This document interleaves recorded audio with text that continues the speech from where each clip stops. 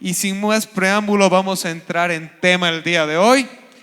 Nos toca la segunda parte de una prédica que hemos comenzado hace 2 semanas, que se llamaba La idolatría de la creación. Y veníamos hablando de Romanos capítulo 1. Vamos a leer el pasaje de manera continua, brevemente, lo más breve posible, porque es un pasaje largo, y vamos a entrar en tema. ¿Les parece? ¿Están aquí?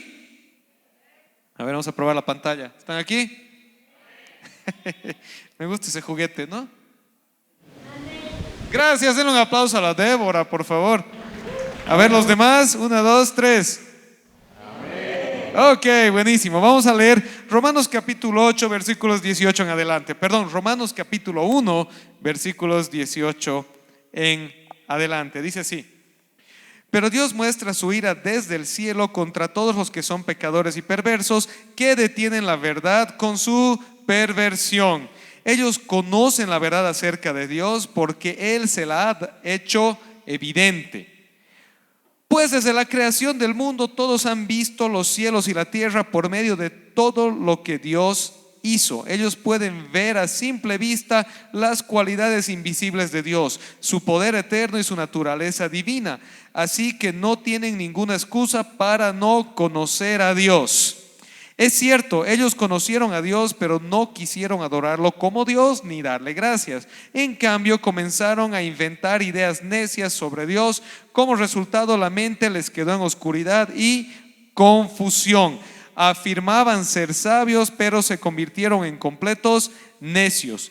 Y en lugar de adorar al Dios inmortal y glorioso, rindieron culto a ídolos que ellos mismos se hicieron con forma de simples mortales, de aves, de animales, de 4 patas y de reptiles. Entonces Dios los abandonó para que hicieran todas las cosas vergonzosas que deseaban en su corazón. Como resultado, usaron sus cuerpos para hacerse cosas viles y degradantes entre sí.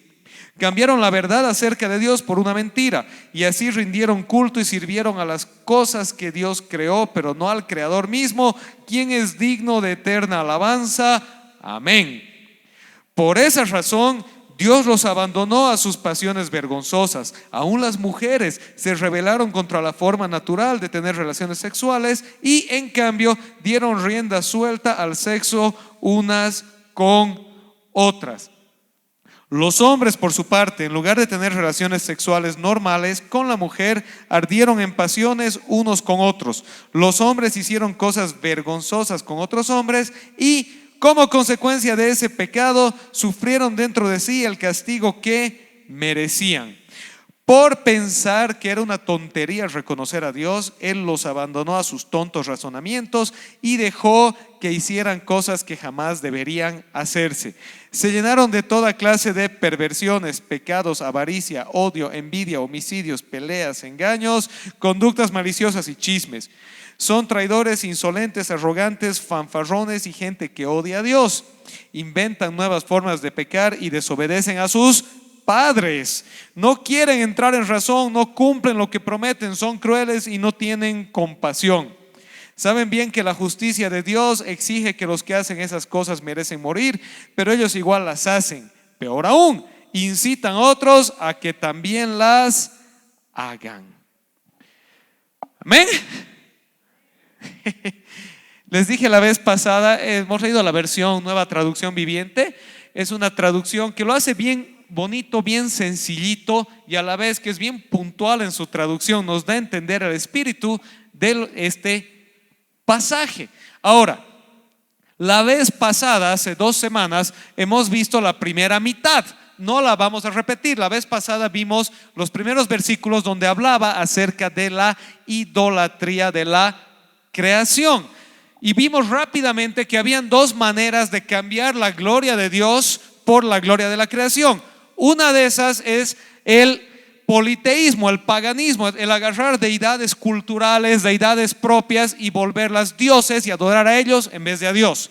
La otra manera es hacer de la creación misma un Dios. La nueva religión ultraambientalista, la nueva religión del universo, que el universo me ha hablado, la nueva religión que existe, que hace de la creación el fin último. No vamos a repasar eso porque de eso hemos hablado hace 2 semanas. Si no estabas, puedes verlo, está en Facebook, está en YouTube, puedes buscar la prédica de hace 2 semanas. Hoy vamos a entrar a la segunda parte. Ahora, antes de entrar a la segunda parte, solamente quisiera aclarar 2 cosas de manera puntual, bien breve y bien clara.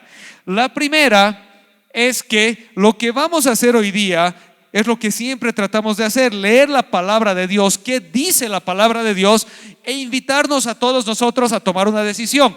Yo puedo aceptar o no lo que la palabra de Dios diga, y hay espacios de la palabra de Dios que me parecen fáciles y hermosos de aceptar. El mismo libro de Romanos dice que aun cuando éramos pecadores, Cristo murió por nosotros. El mismo libro de Romanos dice que no hemos recibido el espíritu de temor, sino el espíritu de adopción, por el cual clamamos Abba, Padre. El mismo libro de Romanos nos enseña del amor y la gracia de Dios, pero el mismo libro de Romanos también nos confronta y nos hace recuerdo de la situación del ser humano sin Dios. Amén, ¿están aquí? Amén, hola. Ok, entonces lo que vamos a hacer es ver qué es lo que la palabra de Dios dice, y vamos a ser llevados a tomar una decisión: ¿acepto lo que Dios dice o no? La otra parte de introducción que es importante es que Romanos capítulo 1, el apóstol Pablo está hablando, está escribiendo, está sentando el marco teológico, espiritual, conceptual para presentar la salvación. La ciudad de Roma era una ciudad primordialmente y principalmente gentil. ¿Qué quiere decir gentil? Había un grupo, había una colonia judía ahí, pero la mayoría de la gente en Roma y por extensión en la iglesia de Roma no eran judíos de raza, eran gentiles como tú y como yo. Ninguno aquí, o tal vez alguno haya, pero ninguno aquí es judío de pura cepa, ¿verdad? Como el apóstol Pablo, ¿sí? De la tribu de Judá, de Benjamín, circuncidado al 8º día, ha estudiado bajo Gamaliel y ha sido fiel seguidor de la ley toda su vida, ¿sí? Somos gentiles. En palabras feas que no nos gustan, antiguas, somos paganos, ¿ya? A ellos les está escribiendo el apóstol Pablo y les está invitando a salir del paganismo a la fe, al cristianismo, a la comunión con el Dios único y verdadero. ¿Me están siguiendo? ¿Hola? ¿Amén? ¿Están aquí? Gracias, bienvenidos. Ok, el capítulo 1 principalmente entonces nos está hablando a nosotros. Más adelante en el capítulo 2, Pablo también presenta su caso contra los judíos y les dice: ojo, judíos, ustedes también necesitan salvación, también necesitan a Cristo. Pero el capítulo 1 está hablando de la humanidad en general, así que míralo al de al lado y dile: te está hablando a ti. Con confianza, no te va a reñir, dile: te está hablando a ti. Ok, y está diciendo la situación de la humanidad sin Dios. Y la humanidad en general tiene la tendencia a volverse adoradora de la creación en vez del creador. Y eso es de lo que hemos hablado hace 2 semanas. Ahora vamos a continuar entonces y vamos a llegar a lo que es el dictamen divino. Es decir, Dios presenta su caso contra la humanidad a través de Pablo y luego ejecuta un dictamen. Y el dictamen divino dice así: ante la idolatría de la creación, Dios se levanta con ira y juicio. Versículo 1. ¿Por qué? ¿Por qué? Escuchen esto es lo importante. ¿Por qué? Porque la creación está hecha para dar testimonio de Dios, no para ser adorada o idolatrada. ¿Estamos aquí?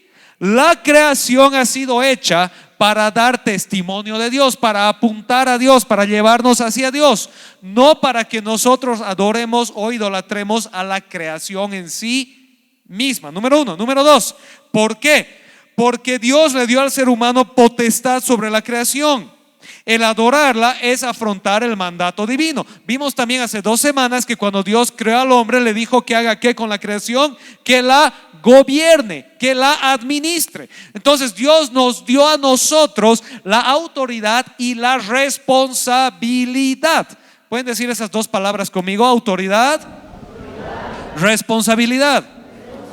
Entonces, si Dios nos dio la autoridad y la responsabilidad y nosotros empezamos a venerar a la creación, a adorar a la creación, estamos primero renunciando a la autoridad que nos ha sido dada y rechazando la responsabilidad, o viceversa, renunciando a la responsabilidad y rechazando la autoridad.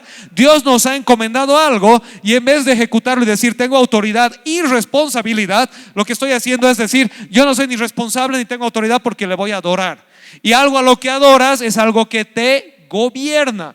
Fuimos creados por Dios para gobernar la creación, no para ser gobernados por la creación. Número 3, porque el ser humano es imagen y semejanza de Dios y Dios le ha dado una dignidad especial. De eso hemos hablado en detalle hace 2 semanas, pero básicamente de todo el universo, aquel al que Dios le dijo tú eres mi imagen y semejanza, en otras palabras, tú eres representación mía en la creación, es al ser humano.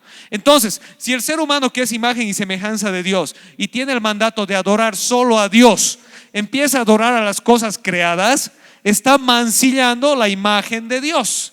¿Me están siguiendo? ¿Amén? ¿Están aquí? Hola, ya.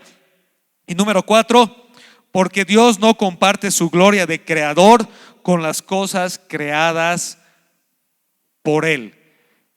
El creador es el que se lleva y merece la gloria. La creación debe ser administrada, debe ser querida, debe ser cuidada, debe ser bien valorada, pero no adorada.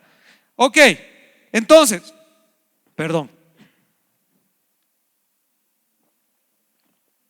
por todas estas razones, Dios dice, la humanidad que ha escogido adorar a la creación, que se ha postrado ante la creación, ahora es merecedora de condena, de castigo. ¿Y cuál es el castigo? ¿Cuál es la condena por la idolatría de la creación?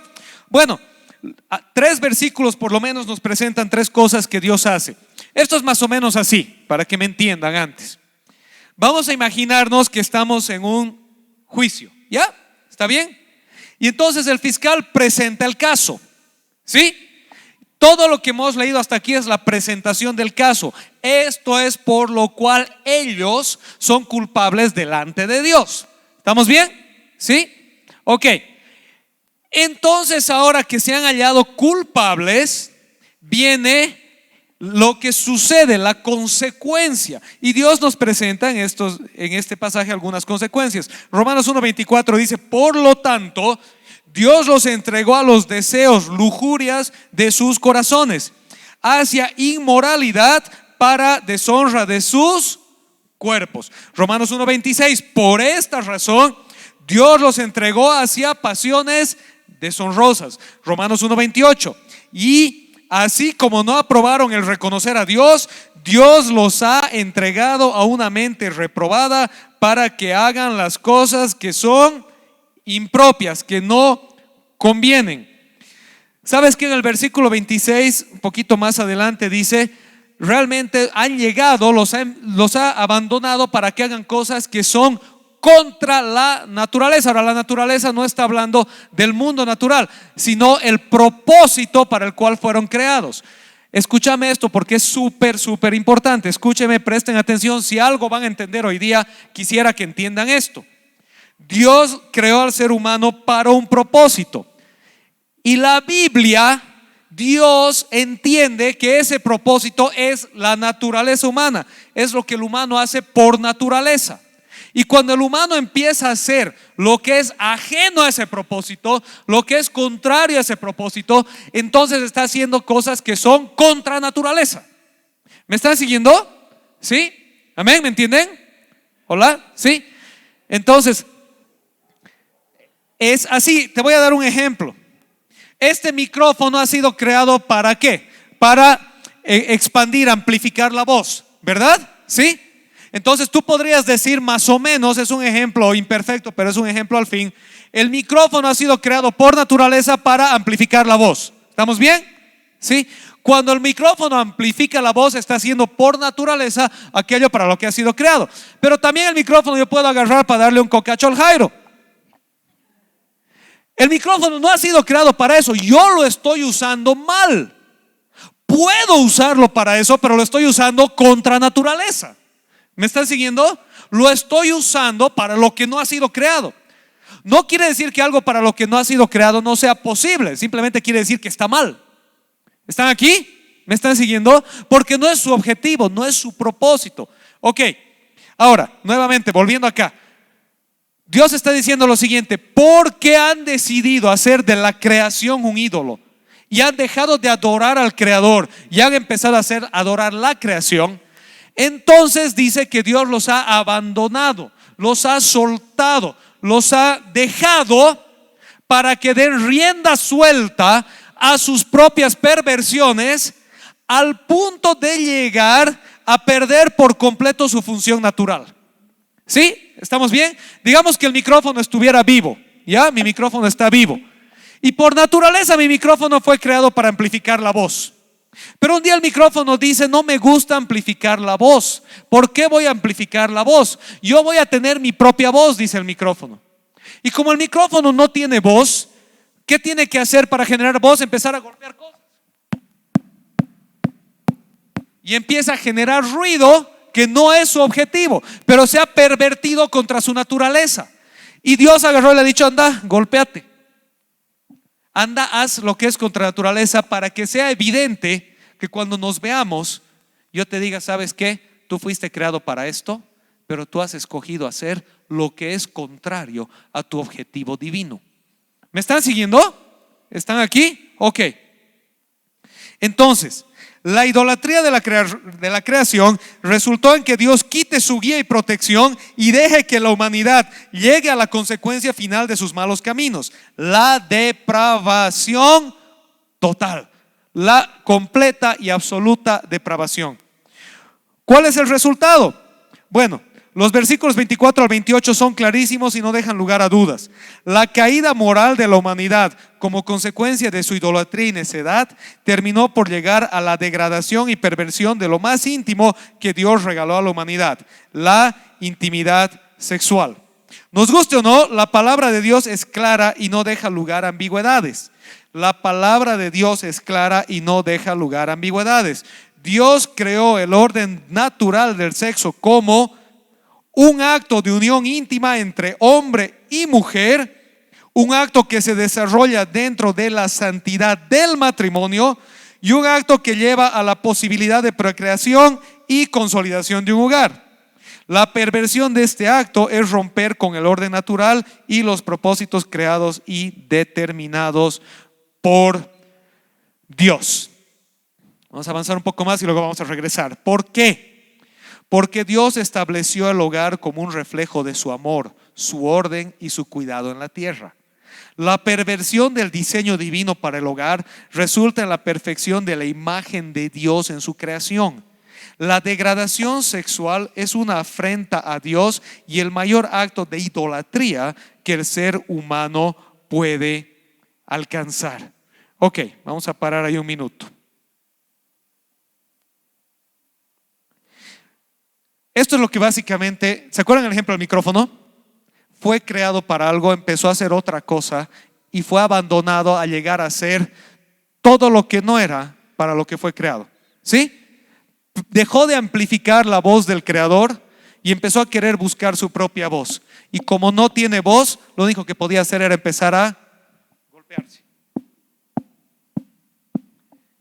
Y a medida que se iba golpeando, se iba dañando y dañando y dañando, y llegó a un punto de daño absoluto. Cuando el ser humano abandona a Dios como el centro de su ser, como el centro de su adoración, como el centro de su guía, Dios lo suelta para que llegue a una espiral de degradación que termina degradando lo más íntimo, lo más especial, lo más único que el ser humano puede tener: su cuerpo, su ser mismo. Y esa espiral de degradación llega a que el ser humano abandone el uso natural y empiece a buscar el uso que literalmente el griego dice ahí, va contra naturaleza. Va contra naturaleza. ¿Por qué? Porque si tú lees desde la creación del ser humano, Génesis 2:24, cuando Dios pone al hombre y la mujer por primera vez, les dice: dejará el hombre a su padre y a su madre, se unirá a su mujer y los dos serán una sola carne. La unión entre hombre y mujer, que resulta en el potencial de procreación, es en esencia lo más cercano en la tierra que vas a tener a entender la comunión entre Dios y la humanidad.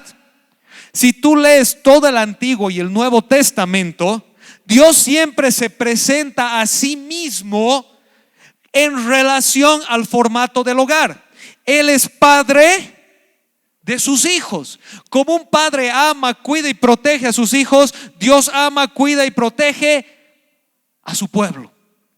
Como un padre que ama, corrige a su hijo, Dios que ama, corrige a sus hijos. ¿Están aquí? ¿Me están siguiendo? ¿Hola? ¿Sí? No hay muchas imágenes, pero las hay. Por ejemplo, en Isaías, cuando dice que como una gallina empolla sus huevos, Dios cuida y protege a su pueblo. Entonces también la imagen maternal de cariño, de cuidado, de protección está dentro de la relación entre Dios y su pueblo. Si bien Dios principalmente se presenta como padre, también se presenta con la ternura y el amor del cuidado de una mamá. Ahora, no me empiezan a decir, a leer lo que no estoy diciendo. No estoy diciendo que Dios es mujer o que Dios es hombre. Estoy diciendo que Dios usa figuras de las relaciones humanas para explicarnos su amor. ¿Me están siguiendo? ¿Sí? Dios usa figuras de las relaciones humanas para explicarnos su trato con nosotros. Y luego pasamos a Cristo con la iglesia. Y Cristo se presenta a sí mismo como el esposo de la iglesia, que es la esposa. ¿Estamos aquí? ¿Sí? Así como Cristo ama a la iglesia, dice Efesios capítulo 5, el marido debe amar a su esposa para cuidarla, para respetarla, para honrarla, para proveer para ella. Y así como la iglesia debería respetar a Cristo, así como la iglesia mira a Cristo con respeto, con admiración, la esposa debe respetar a su esposo. ¿Me están siguiendo? ¿Están aquí? Entonces, el hogar no es solamente algo funcional. No es solamente el resultado de agrupaciones antropológicas en distintas partes de la sociedad humana. El hogar es una extensión terrenal que nos ayuda a comprender cómo es la relación del Padre Eterno con nosotros, cómo es la relación del Hijo Eterno con nosotros, cómo es la relación del Espíritu Santo con nosotros. ¿Estamos aquí? Amén.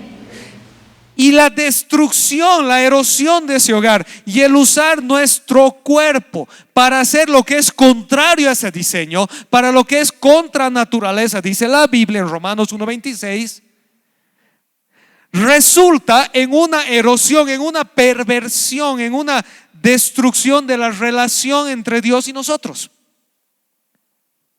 Por eso es que es el resultado final de la idolatría. Mientras más el hombre rechaza a Dios y empieza a adorar a la creación, más el hombre termina por adorarse también a sí mismo. Y entramos a un mundo que es completamente egocéntrico.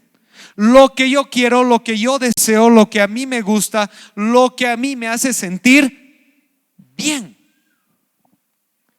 Y Dios te recuerda y te dice: la vida de la fe no se trata de lo que yo, se trata de lo que Él, lo que a Él quiere, lo que a Él le gusta, lo que Él espera, porque Él es el centro de mi adoración, no yo. ¿Me están siguiendo? Él es el centro de mi adoración, no yo. Mi cuerpo quiere hacer muchas cosas. ¿Y sabes qué? Yo creo que si todos nos ponemos en un espejo, a veces hacemos cosas. ¿Me entienden? ¿Sí? Usamos nuestro cuerpo para aquello que no agrada a Dios, pero ahí entra, número uno, esa hermosa cosa que Dios nos ha dado, que es su gracia, su perdón, la opción de arrepentirme y decir: sí, Señor,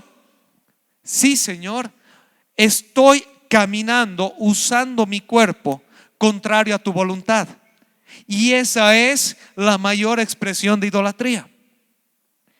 Porque estoy cambiando el centro de mi adoración de Dios a mí. ¿Hola? ¿Estamos aquí? Aquello que yo adoro es lo que va a dictar cómo vivo. Y a veces no me doy cuenta porque soy cristiano, es bonito, voy a la iglesia, canto al Señor, le pregunto al pastor, voy a la reunión de oración a que me lo oren, no sé qué más hago, no ve, de vez en cuando dono postrecitos a la salida y entonces todo bien y adoro a Dios. La pregunta que me tengo que hacer es: ¿cuánto realmente estoy adorando a Dios en espíritu y en verdad? ¿Cuál es el centro de mi adoración? Y la respuesta va a ser en quién gobierna tu vida. ¿Quién gobierna tu vida? Si tú gobiernas tu vida, ya sabes quién es tu ídolo. Si tus pasiones y deseos gobiernan tu vida, ya sabes quién es tu ídolo. Y a veces sacrificar ídolos es difícil. Es difícil. Hay ídolos que son obvios, como la envidia, la codicia, el dinero. Hay ídolos que son menos obvios, como la rabia, el rencor. Pero entre todos esos ídolos, la Biblia es enfática que hay un ídolo especial, que es el ídolo de la sexualidad. ¿Por qué? Porque lo más íntimo que tienes eres tú mismo. Y el uso que haces de tu ser demuestra hasta qué punto estás dispuesto a idolatrarte a ti mismo. ¿Me están siguiendo? El uso que hace de tu ser demuestra hasta qué punto estás dispuesto a idolatrarte a ti mismo. Y hasta qué punto Dios no es el centro de nuestra adoración. Porque si Dios es el centro de mi adoración, me voy a disciplinar, como decía el apóstol Pablo. Por eso me disciplino a mí mismo. Y en momentos golpeo mi cuerpo. Decía, no estoy diciendo por si acaso que van y se flagelen, ¿ya? No está diciendo eso tampoco Pablo. Lo que Pablo está diciendo es que literalmente en el griego, someto mi cuerpo a dificultades a fin de agradar a Dios. A veces someter mi cuerpo a dificultades es decir, no voy a hacer lo que mi cuerpo anhela, ¿sí? Si soy adicto a la Coca-Cola, me va a costar dejarla, pero la voy a dejar. Pero lo mismo, si soy llevado, impulsado a deseos sexuales desordenados, le va a costar a mi cuerpecito porque le encantan las endorfinas. Pero ¿a quién voy a adorar? Al final de cuentas, todo ser humano debe responder a la pregunta: ¿amo más a Dios o al sexo? ¿Estoy dispuesto a sacrificar mi llamado y propósito eterno en el altar del placer sexual? Es una pregunta que todo ser humano se va a tener que hacer, porque ¿sabes qué? Somos seres sexuales.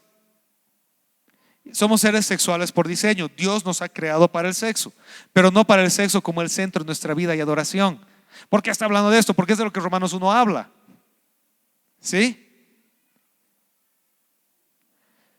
Pero nos ha creado para el sexo en un contexto específico. El sexo no monógamo, ¿saben qué es monógamo? ¿No ve? Entre un hombre y una mujer en el contexto del matrimonio. Todo lo que está fuera de ese contexto está desordenado. No importa si eres hetero, homo o lo que quieras ser, fuera del contexto del matrimonio entre hombre y mujer, el sexo está desordenado, está usado fuera, contra naturaleza del diseño divino. Entonces, ¿qué hago si soy soltero? ¿Qué hago si soy soltero y nunca me casé? La pregunta se sigue aplicando para ti. ¿Estoy dispuesto a sacrificar mi llamado y propósito eterno en el altar del placer sexual? El apóstol Pablo presenta esto en 1 Corintios y dice, ¿sabes qué? El apóstol Pablo dice, si eres soltero y estás siendo soltero, serví a Dios con todo lo que eres. Serví a Dios con todo lo que eres. Y Pablo dice, yo soy soltero y mejor estoy así, porque no ando preocupado de mi familia, ando preocupado de servir a Dios. ¿Me están siguiendo? ¿Sí? Ahora, sí, no hay cosa más triste que ver solteros que hacen todo menos servir a Dios. Y están ocupados en hacer dinero, en hacer fama, en viajar por el mundo. No está, por si acaso no está mal. Haz dinero, ten fama y viaja por el mundo. Pero ¿cuál es tu prioridad? Si no tienes familia que dependa de ti, serví a Dios. Dedícale tu tiempo, tu energía y tu vida a Dios, a lo que se va a ir contigo a la eternidad, porque tu dinero, tu fama y tus viajes se van a quedar acá. ¿Y qué pasa si tengo entonces atracciones sexuales diferentes? La pregunta se sigue aplicando a ti. Si tengo atracciones sexuales diferentes, la pregunta se sigue aplicando a ti. ¿Cuál es el centro de tu adoración? ¿Tu atracción sexual o Dios? Y si soy una persona etéreo,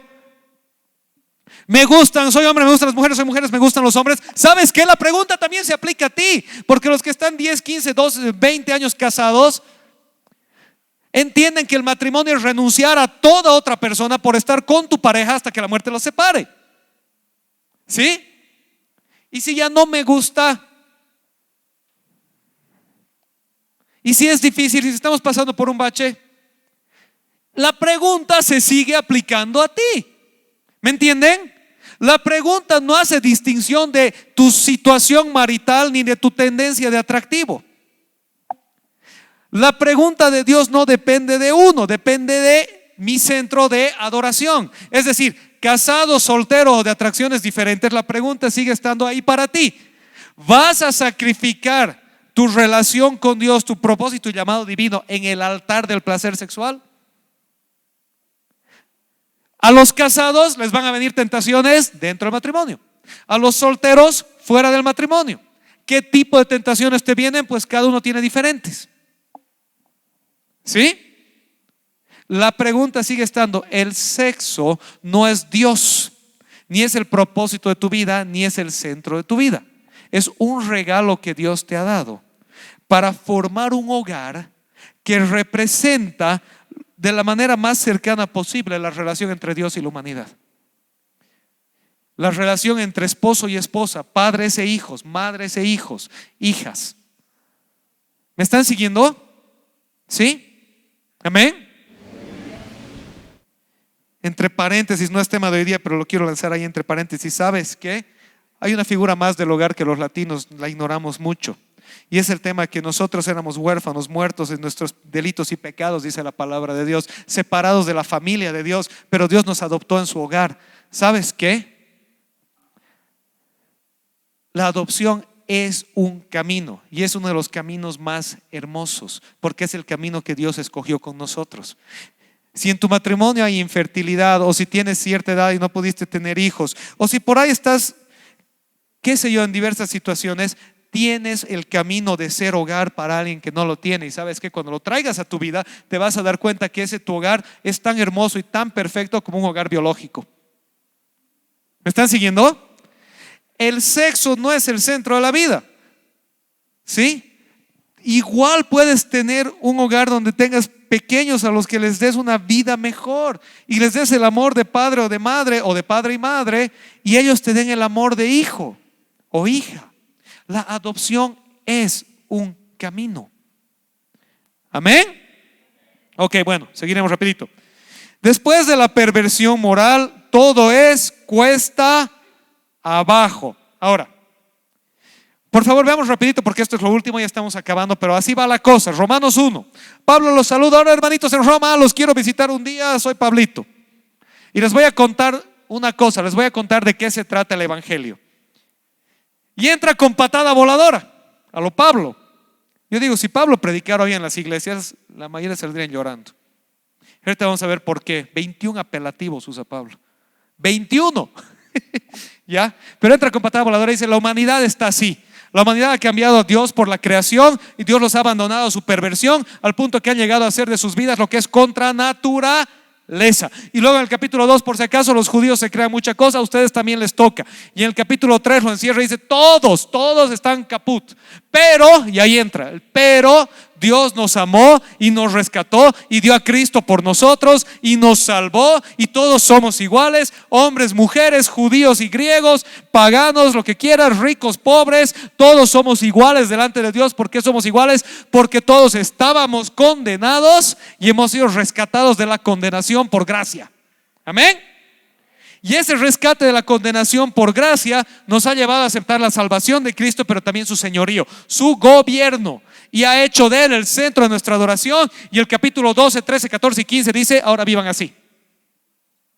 Ahora vivan así. ¿Y cómo empieza el capítulo 12? No vivan como el mundo actual. No usen sus cuerpos para degradación, sino que preséntense a sí mismos como sacrificio vivo, santo y agradable a Dios. Amén. ¿Están aquí? Bueno, pero vamos a ver entonces el resultado en el capítulo 1. 21 apelativos o calificativos. Dice así: resultado de la humanidad sin Dios. Se han llenado de toda clase de maldad, perversidad, avaricia y depravación. Están repletos de envidia, homicidios, disensiones, engaño y malicia. Son chismosos, calumniadores, enemigos de Dios, insolentes, soberbios y arrogantes. Se ingenian maldades, se rebelan contra sus padres. Son insensatos, desleales, insensibles, despiadados. Ahora te lo voy a leer porque ¿qué pasaría si viene Pablo a predicar y dice: querida iglesia Génesis, el día de hoy tengo para ustedes el resultado de la evaluación divina sobre sus vidas. Hoy les voy a contar cómo son los cochabaminos delante de Dios. ¿Están listos? A la 1, a las 2 y a las 3. Se han llenado de toda clase de maldad, perversidad, avaricia y depravación. Están repletos de envidia, homicidios, disensiones, engaño y malicia. Son chismosos, calumniadores, enemigos de Dios, insolentes, soberbios y arrogantes. Se ingenian maldades, se rebelan contra sus padres. Son insensatos, desleales, insensibles, despiadados. ¿Alguien dice amén? Lo que está ahí Pablo es ejemplificando, porque podrías añadirle a la lista. Pero si tú escuchas esa lista vas a decir: pucha, si realmente el mundo es medio así. Somos despiadados, somos chismosos, somos mentirosos, desobedientes a los padres, desleales. Hemos caído en la depravación total. Y finalmente el versículo 32 nos advierte y dice, se los voy a volver a leer, lo voy a buscar solo para que lo tengamos. Aquí estamos, a ver, aquí estamos. Saben bien que la justicia de Dios exige que los que hacen esas cosas merecen morir, pero ellos igual las hacen, y peor aún, incitan a otros a que también las hagan. Termina toda la lista y dice: ¿saben qué? Este es el punto final. ¿Saben qué? En lo profundo de su conciencia, adentro de su corazón, cuando se miran al espejo en la soledad de su habitación, saben que están obrando mal. Saben que hay algo que falta, saben que hay algo que está roto, saben que hay algo que no está bien, pero aún así lo hacen. Y no solo lo hacen, el griego dice, sino que aprueban a los que hacen esas cosas. ¿Qué quiere decir? Les aplauden, celebran, festejan a la gente que hace lo que es contrario a la voluntad de Dios. ¿Podemos ponernos de pie?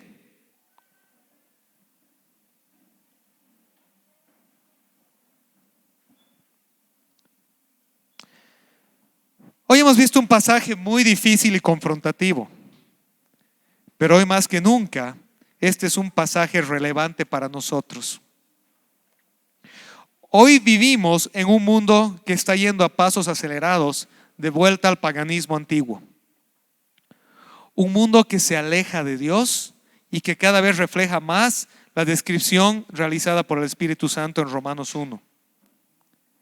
A medida que las viejas idolatrías paganas resurgen y que las nuevas religiones ambientales ganan terreno, vemos también la destrucción de la moral y la familia. Vemos la degradación de la humanidad y la erosión de los valores. Hoy, como cristianos, ya no estamos en un mundo en el que podemos jugar a la iglesia y la familia. Estamos en un mundo que muestra todas las características del juicio divino expresado en Romanos 1, 18 al 32. La pregunta para nosotros es esta: ¿estaremos a la altura del llamado divino de ser luz y sal en medio de este mundo entenebrecido? En otras palabras, hasta hace no mucho tiempo atrás, hasta hace 5 minutos en la historia, vivíamos en una sociedad pecadora como todos nosotros, complicada, caída como todos nosotros, pero que aún pretendía celebrar lo bueno y rechazar lo malo. Pero rápidamente en los últimos 10 años esa sociedad se ha dado la vuelta. La sociedad de hoy celebra lo malo y rechaza lo bueno. Hace no mucho tiempo atrás, cuando alguien venía y te decía me voy a casar, le decían qué bien, felicidades, bravo. ¿Cuántos hijos piensas tener? Hoy viene alguien y te dice me voy a casar y dicen ¿qué estás pensando? ¿Qué te pasa? Y viene alguien y dice voy a tener hijos, se acabó tu vida. ¿Qué vas a hacer? Hoy en día viene alguien y dice ¿sabes qué? Mi cuerpo está para honrar a Dios, no a mis placeres. Me voy a mantener en pureza y santidad delante de Dios hasta el día de mi boda. Y le dicen ridícula. ¿Quién te va a querer así? Le dicen sonso. Antes por lo menos pretendíamos que no era así, ¿no?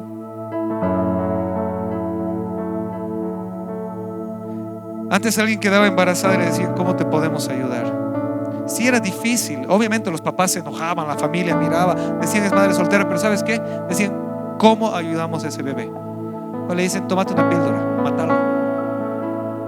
¿Qué te importa?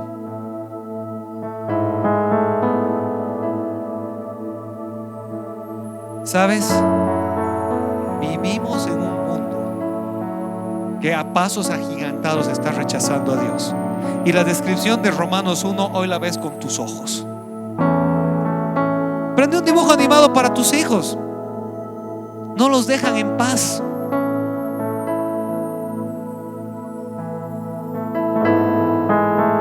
Y en medio de eso, hoy como iglesia, no Génesis, como iglesia, como el cuerpo de Cristo en el mundo, nos toca hacernos una pregunta seria.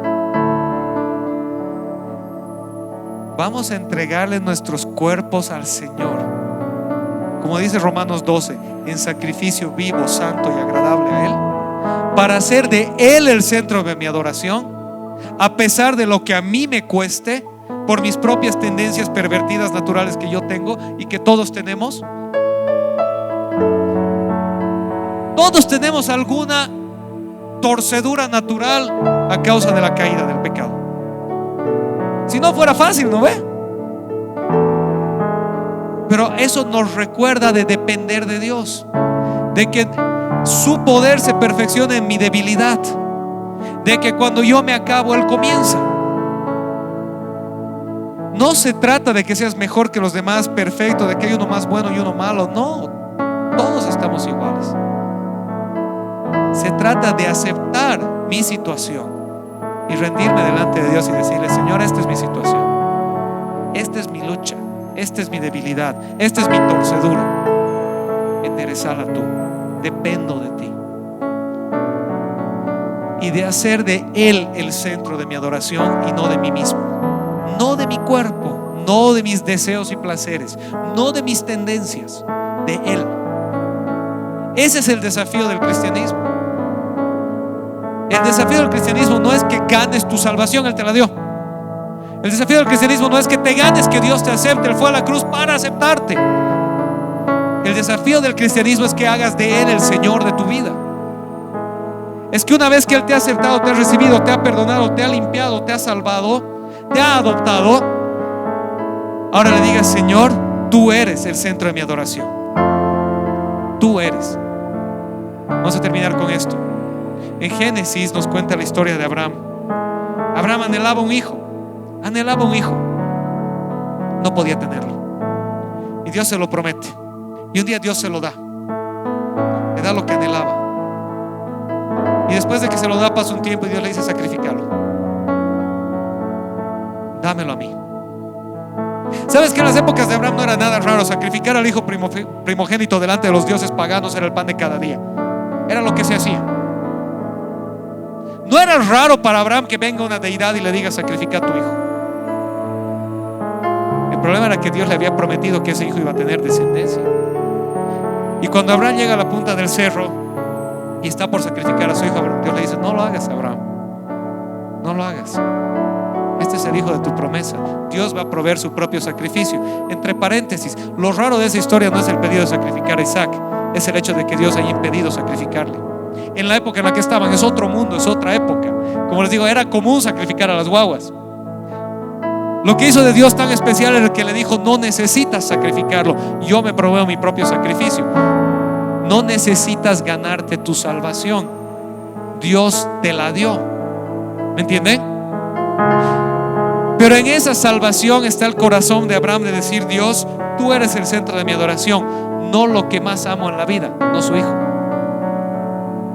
No sé qué es lo que más nos cuesta en la vida. Dios no te está pidiendo que se lo des, simplemente te está pidiendo que lo adores a Él y no a eso que amas. ¿Me entienden la diferencia? ¿Sí? Cuando Dios es el centro de tu creación, el centro de tu adoración, todo lo demás se va a ordenar. Todo lo demás se va a ordenar. Ese es el desafío de la fe. ¿Quién es el centro de tu adoración? ¿Oramos? Señor, te damos gracias el día de hoy. Gracias, amado Padre, por tu infinito amor, por tu ternura, por tu compasión. Gracias, Señor, porque a pesar de nuestras debilidades, imperfecciones y limitaciones, tú nos amas de igual manera. Pero, Señor, tú nos llamas a adorarte a ti, a hacer de ti el centro de nuestra adoración. Que nuestra vida gire en torno a ti y no a nuestros deseos y placeres, a nuestras propias búsquedas y anhelos. Señor, sin conocerte a ti es una tarea imposible. En nuestras fuerzas nos caemos cada día. Por eso tu invitación es a tener una profunda comunión contigo, a conocer a ese Espíritu Santo que clama desde nuestro interior y dice: Abba, Padre. Señor, enséñanos a caminar contigo, a caminar en ti y hacer de ti el centro de nuestra adoración.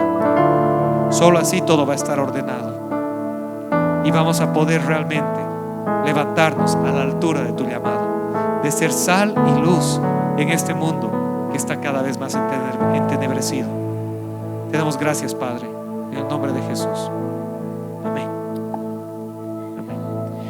Vamos a cerrar el día de hoy este espacio sirviéndonos la cena del Señor. Les voy a pedir, Angie, que los repartan de una vez, que puedan irlos repartiendo. Como cada vez que lo hacemos surge la pregunta: ¿puedo o no puedo participar?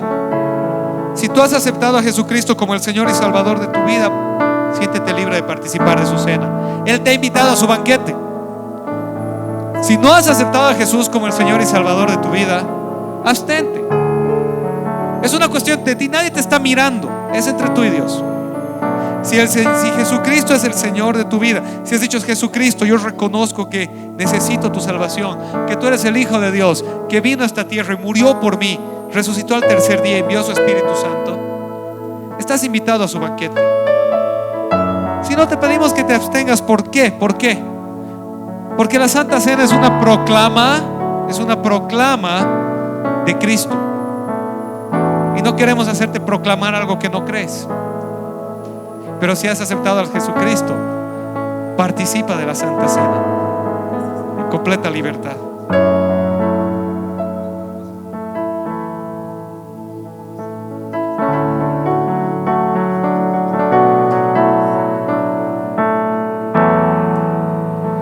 ¿Saben que todo este dictamen de Romanos 1, que nos contaba la situación de la humanidad, hubiera sido una situación sin esperanza? Era una situación desesperanzadora, sin solución. Era una descripción de la realidad. ¿Me están siguiendo? ¿Sí? Es como cuando te llega tu nota del banco con tu deuda. Es una descripción de la realidad. No te soluciona nada, solo te cuenta lo mal que estás. Eso es lo que hacía este pasaje, y nos decía la situación de la humanidad. Pero ¿sabes qué es lo bonito? Que en esa situación sin esperanza, Dios entró con un rayo de esperanza. Se hizo hombre, habitó entre nosotros y dio su vida en la cruz por nosotros. Y nos dijo: ¿sabes qué? Todo ese dictamen contra ustedes ha sido anulado. Todo lo que había en contra suya ha sido derrotado. La separación entre ustedes y yo, decía Dios, ha sido saldada. Y ahora ustedes han sido invitados de nuevo a una comunión conmigo. Imagínate que te llegue tu nota del banco con la descripción de tu deuda y alguien toque la puerta y te diga: ¿sabes qué? Bota ese papel, aquí tengo uno nuevo, tu deuda ha sido pagada. Tú no lo has hecho, ni lo merecías, pero alguien quiso hacerlo por ti. Después de entender la situación de la humanidad sin Dios, de la que hemos hablado estas 2 semanas, nos damos cuenta del gran precio de aquello que Dios hizo por nosotros. Cuando nos servimos del pan, tengamos esto en mente.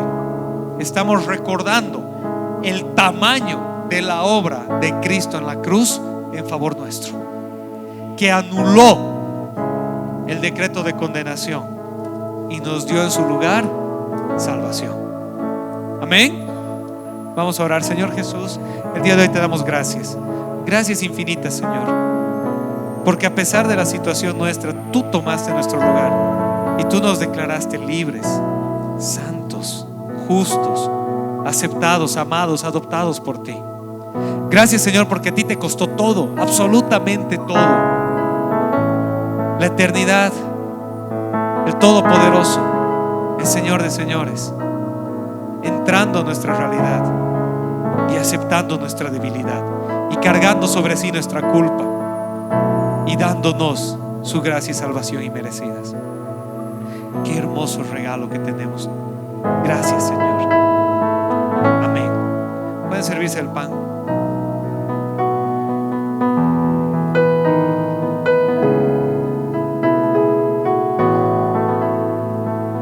Pero ¿sabes qué? Imagínate que te llegaba la deuda bancaria y no tienes trabajo, no la puedes pagar, y alguien toca tu puerta y te dice: le he pagado por ti, y se va. Y dices: gracias, me he librado de esta deuda, pero igual, ¿qué hago? Sigo sin trabajo, sigo sin cómo proveer. Mañana voy a tener una nueva deuda. Imagínate que esa persona te dice: ¿sabes qué? No solo eso, no solo he pagado tu deuda, tienes borrón y cuenta nueva. Tengo un camino para ti, tengo una oferta de trabajo, tengo algo para darte para que no vuelvas a esa vieja vida de deudas, de desesperación. Hay una nueva vida abierta para ti. ¿Sabes qué dice el Señor Jesucristo? Dice que el vino representa su nueva sangre, que es un nuevo pacto en Él. El libro de Hebreos dice que es un pacto con mejores promesas para nosotros. No solo has sido invitado a aceptar el perdón, la salvación y el amor de Dios, has sido invitado a vivir en comunión con Él, a tener una relación perfecta, íntima y eterna con Él, a caminar con Él, a rehacer tu vida, a renovar tu vida. No importa cómo eras, quién eras o lo que hayas hecho. Lo que importa es que Él tiene la puerta abierta y te dice: camina conmigo de hoy en adelante, camina como yo de hoy en adelante. Y no te invita a hacerlo solo. Te ha dado su Espíritu Santo para fortalecerte, su palabra para guiarte y una comunión de hermanos para caminar contigo. Pero la decisión es tuya, si vas a aceptar o no caminar con Él, vivir esta nueva vida. Y en esta nueva vida, por supuesto que te vas a equivocar, pero ya no te vas a equivocar solo. Ya no vas a caer y no va a haber quien te levante. Te vas a equivocar y va a haber quien te levante, quien te fortalezca y quien te guíe: el Espíritu Santo, la palabra de Dios y tus hermanos en la fe. Así que sírvete del vino tomando eso en cuenta. No solo soy amado, aceptado y perdonado, soy invitado a una nueva y mejor vida con Jesucristo en mí. Vamos a orar. Señor, te damos gracias una vez más. Gracias, amado Padre, por este hermoso regalo que nos das, de entrar a tu comunión eterna, de caminar contigo, de disfrutar de tu presencia, de tener tu guía, tu rescate, tu perdón y salvación. Ayúdanos, Señor, a hacer lo que tú anhelas que seamos: adorarte solo a ti y a caminar contigo. En el nombre de Jesús. Amén. Pueden servirse el vino.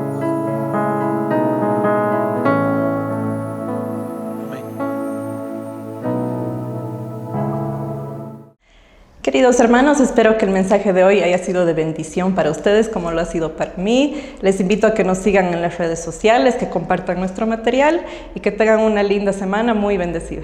Saludos.